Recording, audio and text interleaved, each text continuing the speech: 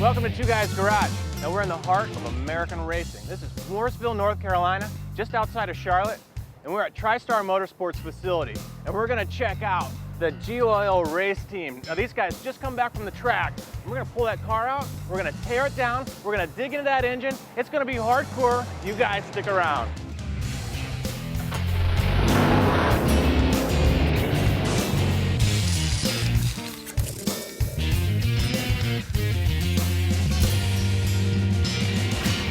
The rig just pulled in. Got my buddy Jeff Locke riding shotgun. Oh, they don't let me drive anymore. Hey, I Kevin. don't blame him. How you doing? Good. This is Jeff Locke, president and founder of Green Earth Technologies. Now, you guys have been doing bio-based synthetic oils, real high-tech stuff, and you went out racing last year, right? Yeah, we raced for a couple seasons in the American Le Mans Series.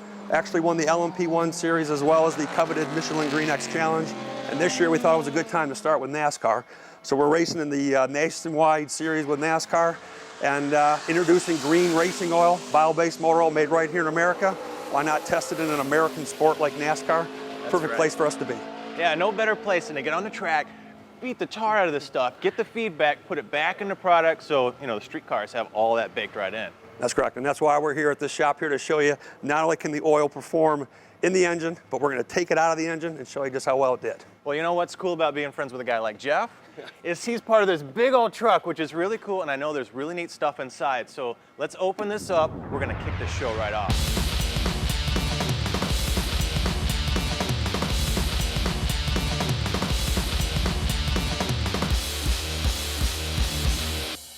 Paint job looks sweet, man, but I really love this sort of tire memorabilia you brought back from the track. Oh yeah, it's always good to save a little bit from the track and put in the showcase for later.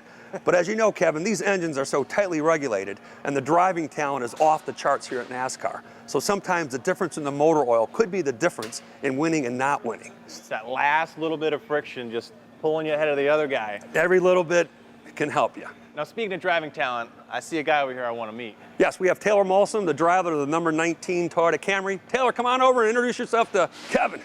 Taylor. Hey, man, nice to meet you. I've been watching you on the track, man. You are looking smoking fast. Yeah, we're having a lot of fun running this Geo car for Jeff and TriStar Motorsports and the Nationwide Series. It's been a really good year so far. Cool. Now, like a lot of guys, you started out in karting, right? Yeah, I went from go-karts to 410 sprint cars, did some late model stuff, and now we're up in the NASCAR Nationwide Series. Running the Geo and the motors and everything. It's running good. Cool. Well, I'm going to be watching you. We're all going to be watching you. But you know what? I see a lot of guys working over here, Jeff.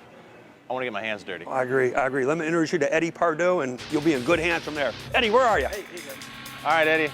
Nice to meet you, man. I can't stand around watching people work without jumping in it. Can I get in? Let's get started.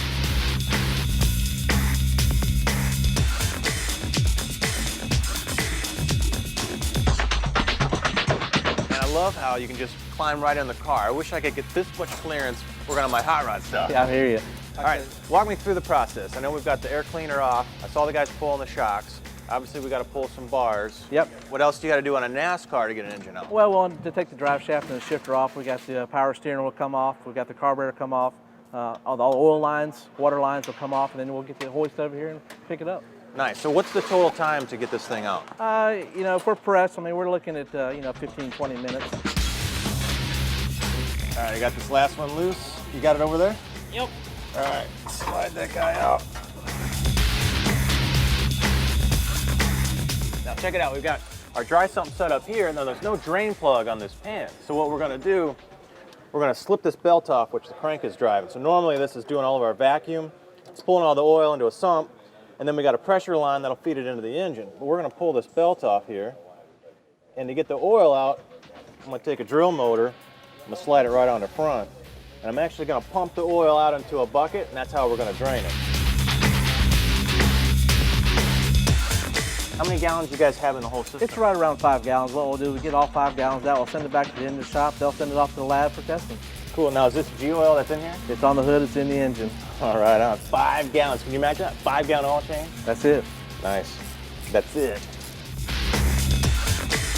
All right, guys, I don't want to see any scratches. This thing better be pristine when it gets out of here. Yeah, the next step for this, we'll take it back to P&E. They'll analyze it, look everything over, and figure out the next step for it. All right, well, this is going to be fun. We're going to strip off the accessories, pull the trans off, all the flywheel stuff. So next stop, engine shop. We're going to take a break. Stick around.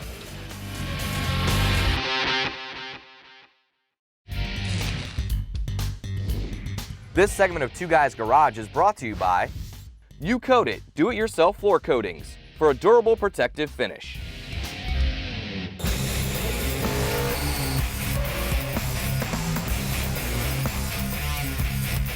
Hey, welcome back. Now we followed our G-Oil engine over here to Pro Motor Engines, and this is Mark Smith. This is my new best friend. We've wrestled. I've got him to agree to show us behind the scenes of NASCAR land. You guys are building a ton of engines. Walk us through what you guys do here. All right, what we're at right now is the receiving area. All the engines come back from the racetrack. Everything goes back to the teardown area, gets tore apart, Magnaflux, Zyglode, all the parts we're going to keep, gets back into the system, goes back through all the assembly area.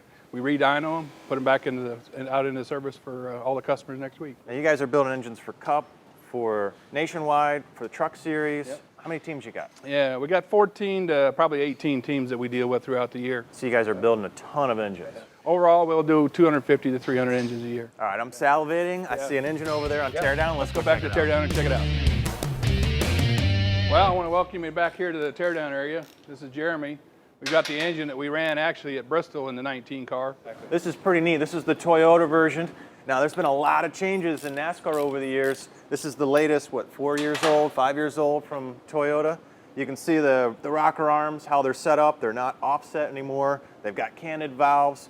We're going to tear more into these engines, maybe even show you one being built up. But I think up next, we're going to check out more abuse. What, on the dynos? On the dynos. I can take you in and show you what we do in the dyno room. All right, let's see it. Oh, all right, we get to check out the fuel injection setup. I don't know if all you guys have gotten to see this yet, but this is the latest and greatest for the NASCAR guys. It is. This is a new fuel injection system that NASCAR runs in the Cup Series. Has a throttle body, fuel rail with fuel injectors, got an ECU box in the back, takes place of distributor. This is what we do now in the Cup Series. Cool. No more distributor. We got a bunch of coils sitting up here. You know, I can feel the heat coming off these headers. You think we can get them even hotter? We can. It's all warmed up. I think we need to see what kind of power this is. All right, we're gonna get some HPs. Let's go. All right, bud.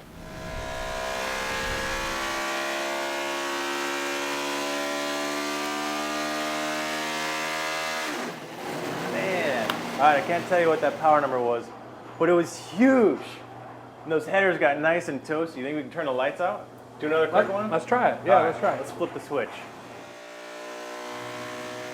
Oh, they get nice and cheery. Wow.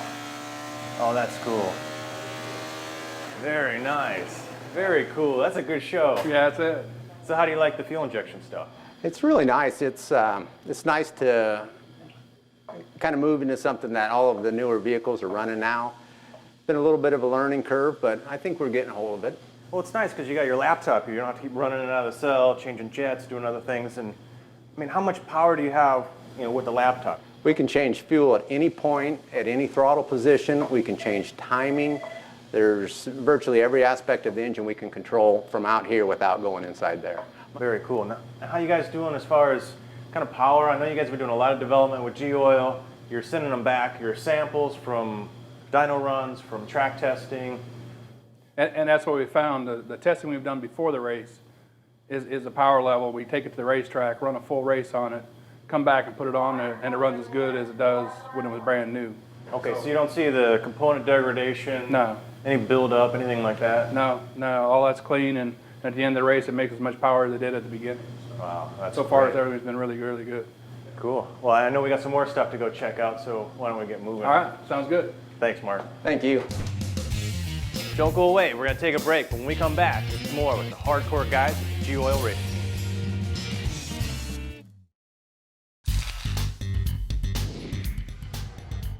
This segment is brought to you by Magnaflow Exhaust Products. Quality, power, sound.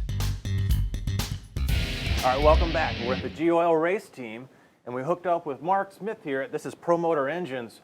We're going to show the inside one of these NASCAR engines. Now, this is the R07. This is the GM version. Yeah, it's what they call the R07, which is a cup engine, which runs a flat tappet lifter versus a roller lifter. The difference is we're mandated to run a flat tappet lifter, and the diameter can only be 875, where the roller camshaft can run a 931 lifter, which has a little keyway on the side, and the lifter sleeve itself has a groove cut in the side of it that keeps the lifter squared with the camshaft. Yeah, now this guy will slide in here for this motor, but this guy is just a little bit too big. Yeah, absolutely. Yep. Cool. Well, you can see, you know, we've got the layout here now. Is this a CG iron, compacted graphite iron? Correct. So this is really, really top grade iron stuff for the block itself. We've got a 6-bolt pattern here. And on the ends, we've actually snuck in a 7th. So we've got a 7 over here and a 7 over there. Now this is a really, really cool piece you guys are going to get to see from the inside. And you can see we've already got the crank laid in. We've got, these are billet 4-bolt all the way through, right? Main caps, yes, sir. But instead of just the cap showing in between here, we've got, what do you call these, sort of block-offs, right? Right. We actually segmented the pan into 4 sections. So what we do is we put these pieces on with the O-rings that actually seal this compartment off to the next one on the oil pan itself. So now you're doing your tricks with the whole dry sump system, what kind of vacuum and oil control you're pulling on there, right? Right. Now speaking of oil, what's kind of neat is you got these piston squirters. Now you're running so much power that piston material is just getting overheated. Right. So the more power you make, you got to start cooling them. So these guys you have 3 individual jets per squirter firing up under the bottom of that piston to keep it cool. Right. Right. That's pretty neat stuff. Yeah. Now these look like small journals, like a Honda size, or Correct. A little smaller, 1-inch 850. 1/850, and the stock ones are 210. 2-inch 100. Yeah. And you're always trying to reduce those friction surfaces, smaller and smaller, but again, you need that oil film buildup. You need the quality of that oil to keep those parts from scuffing and failing. Absolutely. Well, pretty neat. Let's go check out some of these rods and stuff over here. As you can see, we have a set of Corella rods that we run with the pin with the DLC coating on it. Yeah, so this is diamond-like coating. Really, really hard, thin material. And what's cool is you'll notice there's no bushing. There's no bronze bushing in here. So you're running on bare steel, but because of that DLC coating, the system works really well. Low friction and excellent wear. Here we have 2 sets of bearings. We actually have a set of bearings that came out of the engine that we ran with the GO product. And we have a set that we ran without the GO product. Yeah, you can see the stock bearing here. It's got the thin sort of coating on it. That wears away pretty quickly, and you end up with a nice polished set of bearings like this one, but as you're pointing out, you've got some fatiguing, so this is actually material from that bearing starting to come loose, so that's actually starting to fail. So shows the importance of the lubrication in there and how hard you guys are running these parts. Absolutely. And not only in the bearing area, as we talked about with no bushings in the rod, it's more important on the piston pins, along with the pistons and valve springs and everything, it needs lubrication. Well, this cylinder head over here has really got me kind of drooling. I think we should check it out. Check it out. All right, guys. Mark's gonna let's look inside this R07 NASCAR cylinder head. I see you got a bunch of galleries running through here. We got oil running through. Yep, we do. We've got oil that comes up from the block, up the cylinder head, through the passageways, into the valve cover, and the sprayers that spray out onto all the valve springs. Yeah, you imagine, you know, how much those springs are going up and down so fast. There's a lot of internal friction. So you've got to keep them cool or you start to fatigue and break them, right? Absolutely, absolutely. Now, in some cases, are you almost actually running in a bath of oil? We do. In some series, we actually do that. We actually fill the complete valve cover with oil, and the valve spring actually runs in the oil. Just to keep it cool. I mean, that's how hard these things are running. Yeah. Now, this is really neat. This is a look at the valve train. Now, we talked earlier, this rocker arm is all in line. So the push rod, the pivot point, and you've got your tip. And we've got some really lightweight race springs. Yeah, yeah. We've got some checker springs in there. Yeah. So we can kind of look at some of the arm motion. Now, this is a steel arm, right? Now, this is a SB2. This is the last gen. Right. This is what they used to run probably 4 or 5 years ago. Almost everybody ran this style of rocker arm, which is aluminum, and it has an adjuster in it. As you can see, the new stuff that we run now does not have an adjuster in it. All the lash is set with lash caps and different heights and shims underneath of the stands to get the lash set up into it. Okay. So you got a nice solid steel rocker base, so everything here is nice and stiff, and I assume these steel arms probably a little stiffer than those aluminum arms. Absolutely, absolutely. These actually, if you think about it, there's a little bit of a shock absorber. The aluminum actually moves a little bit. The steel rocker arm doesn't move at all, so it actually lofts the valve over the top of the lobe more than this did. And you've got a whole Spintron rig, so you can throw that valve train all around, and you can look at exactly how you'd like that valve motion to be, but then you can look at what it's actually doing. Yep, yep. Some of the horsepower that you increase is actually built into the actual valve being lofted over the top of the lobe with the steel rocker arm. Now that's pretty neat. Now you've got lasers that basically shoot up underneath and measure the positions of those valves based on the profile of the cam that it should be doing, right? Correct. And the valve, when we do the Spintron test, the laser actually follows the valve and puts a graph out on the computer. Now, Mark, I don't suppose we could actually pull these caps off and let everybody take a look at these ports, huh? Well, I don't know. It looks like everybody's using the tools. I don't know if I can get to it right now, but I think that's sly for heck no. yeah. Well, hey, we're going to take a break. When we come back, we're going to check out the chassis roll and a whole bunch of other stuff that goes on to building engines in NASCAR.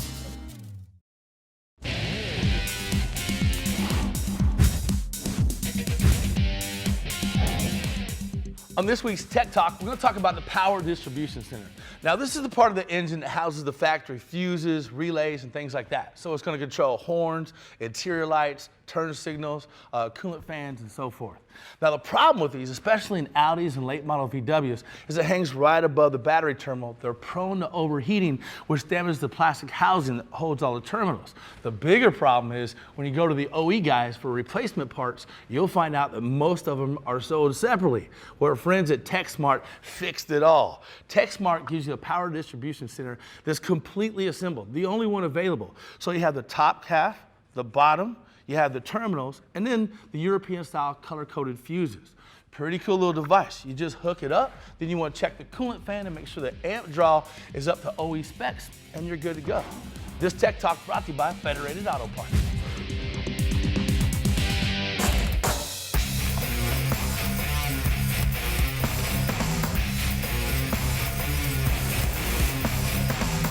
Yeah, we've gotten to see everything from engine teardowns to what they look like, to doing some serious dyno pulls, making big power numbers, cherry red headers.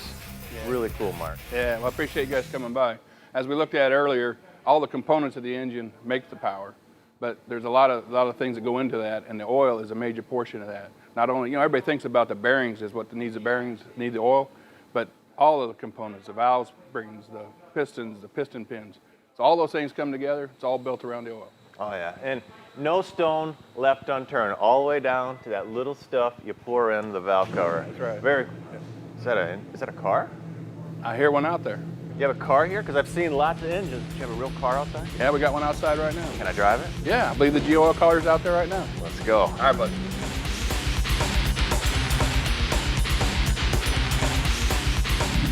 Give it a little throttle. All right, just ease into it. Go up to 6,000. Water 180. Good.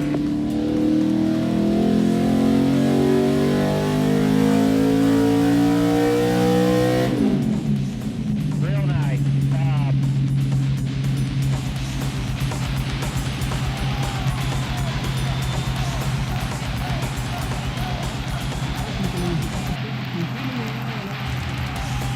About 195. All right, guys, I'm done ripping on this car. Over 8,000 RPM, a bazillion horsepower, 190 some miles an hour on a chassis dyno. But you know what? We're gonna take a break. Stick around. For more information about anything you've seen on today's show, check out speed.com or visit TwoGuysGarage.com.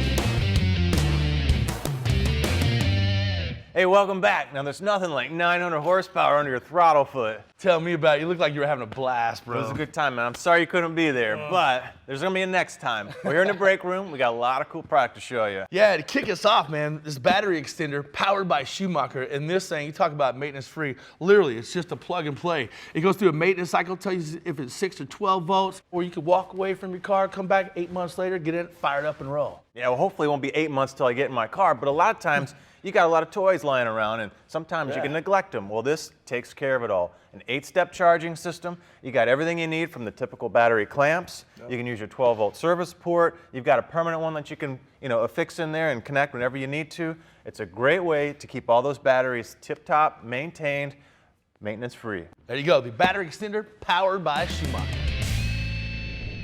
All right, next up from Dayco, it's their Polyrib W serpentine belt. Yeah, now belts have gone through a bunch of changes. You think about old contact points in some of the old belts, there was 2, 3, 4, maybe 5. Well, now contact points on the belts can extend upwards of 10, 11, 12, it gets crazy. So the W is a great feature on the Dayco belt, so it's an additional groove right here on the rib, And what that allows is a lot of misalignment as you go from pulley to pulley, especially over a high mileage vehicle where pulleys and things are slightly out of skew. And Dayco stepped up on the material as well.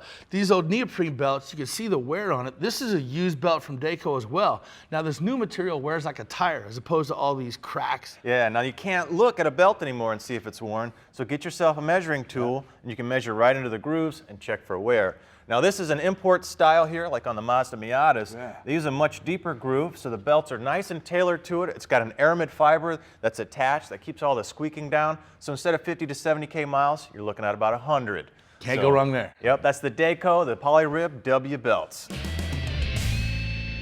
And next up, our product is Easy Detailer. This is a Carnauba cleaner wax. It's basically an all-in-one Carnauba wax and cleaner. Whether it's paint, glass, rubber, this stuff does it all. You know what's cool is, you don't want big dirt and rock chips all over the car and then, smear them in. But if your car's relatively clean, maybe you hose it down and let it dry. But this guy is ready to wash, clean, and it has the wax built right in it. And you don't have to mask up, like you said, between glass and rubber.